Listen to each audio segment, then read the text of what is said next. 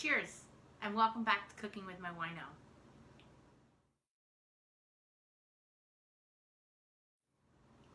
Tonight we have a Spanish theme going on here at the headquarters. I am drinking a phenomenal Tempranillo Blanca from Rioja.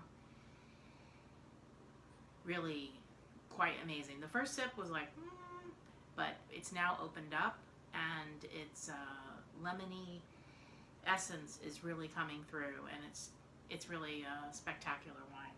So I am making an updated version of my grandmother's Spanish rice.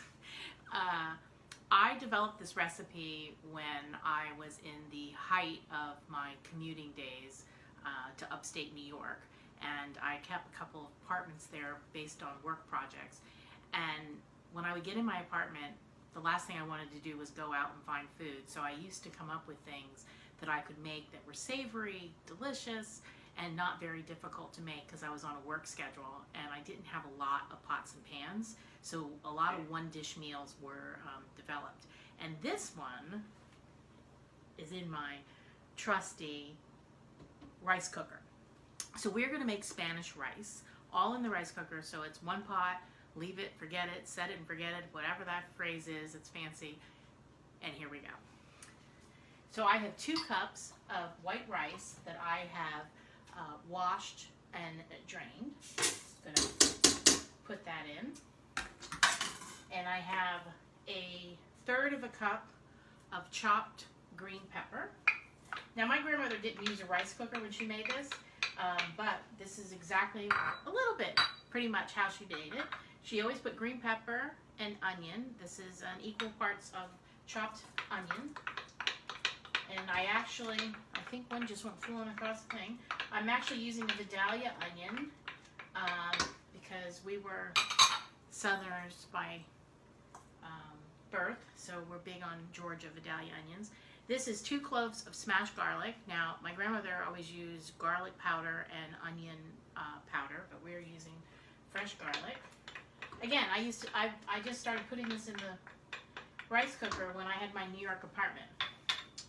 And I have just under 2 cups of low sodium chicken broth.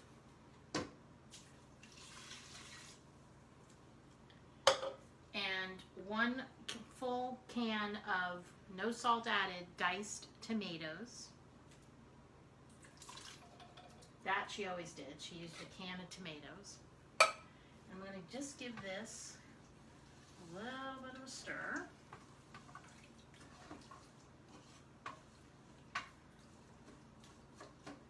Okay. And because it wouldn't be MoWino if we didn't have a little libations in our menu.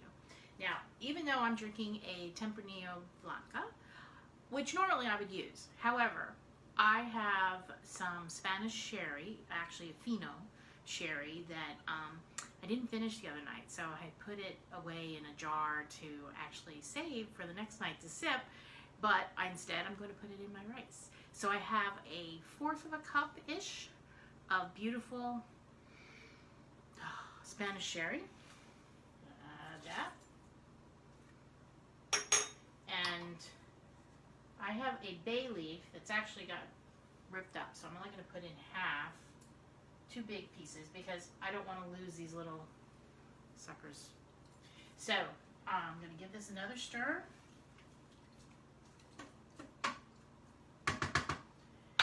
And wouldn't be Spanish if we didn't add a pinch of saffron.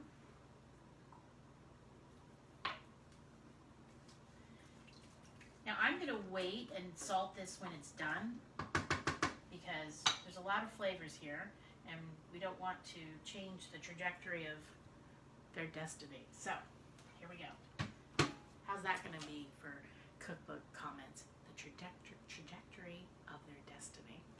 This rice cooker do all the work for us. Going to clean this up, clean counters, savory meal. It's one of my favorite things. Now, in New York, when I would make this and I'd get the rice done, I would then put some shrimp right on top and let it just steam, so it really becomes a one-dish meal. You fully utilize the value of your rice cooker. Live life, taste life, my friends. Cheers. Or I should say, salute.